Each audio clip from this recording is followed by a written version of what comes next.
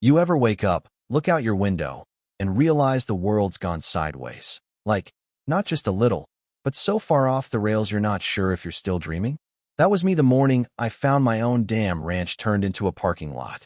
No joke, I'm talking rows of cars, vendor tents, pink survey tape fluttering like some county fair, and stewards in orange vests herding minivans across my front acre like they own the place. And the kicker, my neighbors, the ones who wave every morning, just acting like this circus was perfectly normal. Like I just handed over the keys to my land. No questions asked. Yeah, that happened. For a good few minutes, I stood there gripping my garden hose, just watching. It's one of those moments you're too stunned to even get mad, like your brain is waiting for a punchline, except the joke's on you. Let me know if you'd have blown up right there or kept your cool, because I'm still not sure what the right answer was. I was halfway through setting the sprinklers when one of those beer event services guys flagged a whole convoy onto my fresh grass. Pink stakes lined a makeshift path, each one numbered, neat as a spreadsheet, not a blade out of place. And taped to my own fence, some homemade sign declaring public overflow parking, HOA access. My deed never mentioned any HOA, let alone one with the power to annex my lot. I yanked up one of those stakes. The marker said P Matrix, like I was holding evidence in a courtroom that never called me to testify. The first steward walked over, clipboard at the ready, looking almost apologetic. We're just managing overflow, sir. Neighborhood event, you know. Got the layout from the coordinator. Funny, because no one asked me about turning my field into a parking lot. But you could tell from the way the stakes marched across my lawn. Somebody had planned this down to the inch. That bothered me more than the trespassing itself.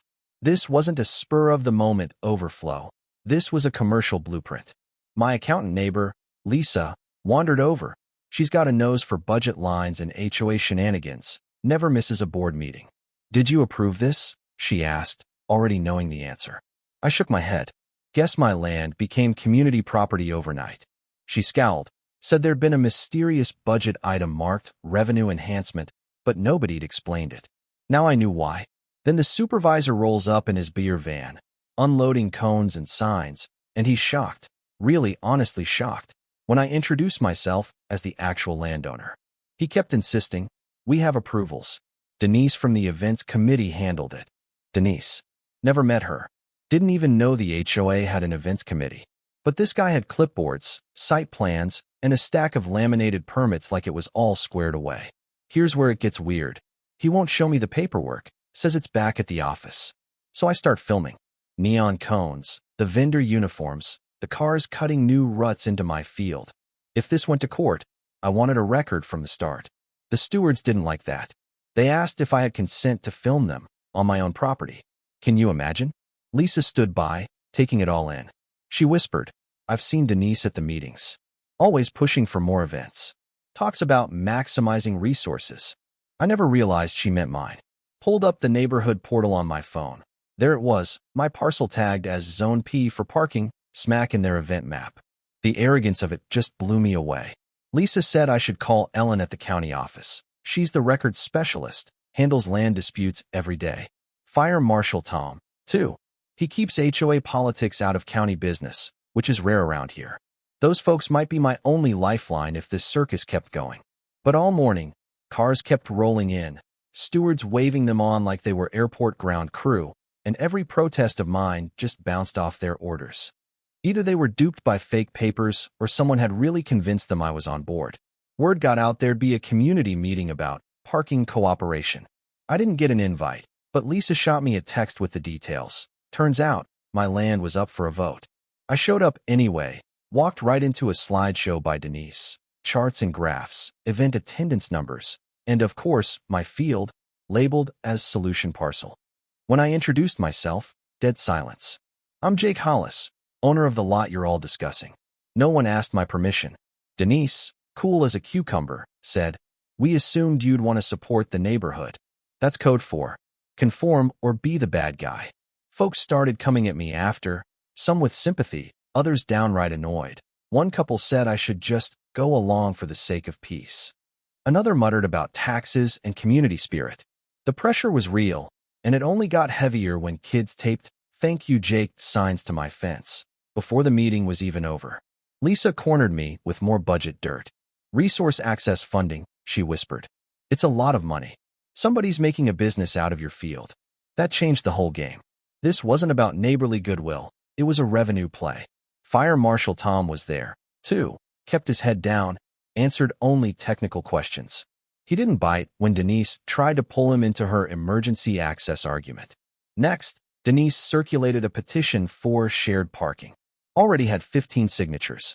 The social engineering was something to behold.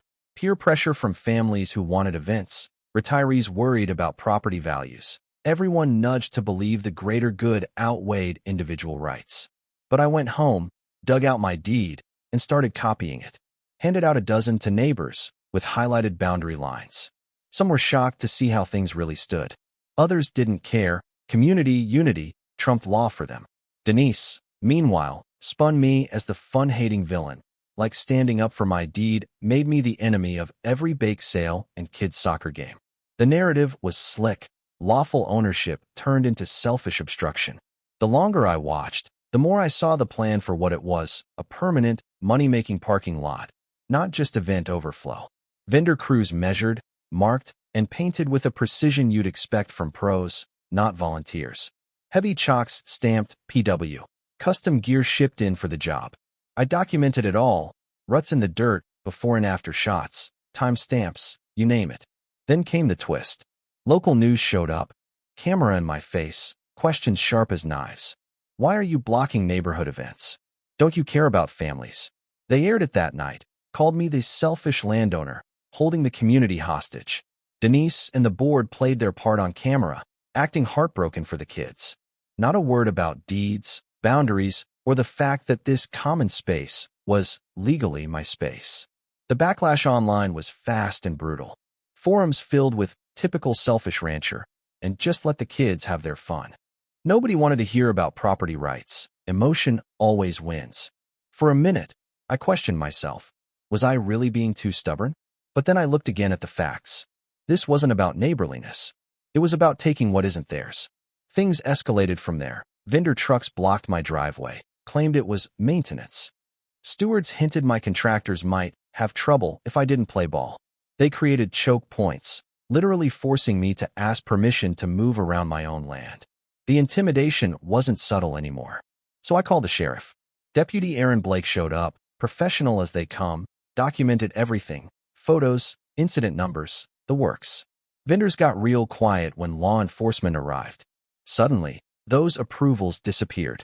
Denise, now with backup from 3 board members, tried to shame me publicly, citing community regulations. When Aaron pressed for legal authority, nobody produced a thing. That's when Ellen from the county arrived, armed with plat maps and deed records. Jake, your property's an out parcel. HOA has zero control here. The boundaries are clear, and there's no recorded easement for parking or events. Fire Marshal Tom clarified, too. He only checks fire access, nothing more. The emergency easement Denise kept mentioning was pure fiction. Turns out, not only did Denise fabricate approval, she'd faked county documents, too. That shifted things into criminal territory, fraud, intimidation, unauthorized commercial use. Insurance dropped coverage, board members panicked. Emergency meetings went from, how do we pressure Jake, to how do we cover ourselves? The scheme collapsed overnight. Denise was out. No severance, no sympathy. Vendor bills landed in her lap. County fines stacked up, commercial use, property damage, mandatory compliance classes. The board scattered, distancing themselves from her project as fast as their lawyers could draft memos. I got restitution, supervised repairs, and best of all, my field back, though it took months and a ton of paperwork. Those survey stakes, I turned them into garden markers. Where they planned parking rows, I planted tomatoes, figured I'd get something good out of the mess. But the real lesson isn't just about standing your ground. It's about how rights only exist if you defend them, loud, clear, and with every record you can muster. Paper beats mob, every time. If you stuck with me this far, drop your thoughts in the comments. Would you have fought or folded? Ever been painted the villain for protecting what's yours? And if you appreciate a good underdog story, maybe share this with someone who knows the value of a well-guarded fence. Guard your peace, folks. Don't let anybody redraw your lines without a fight.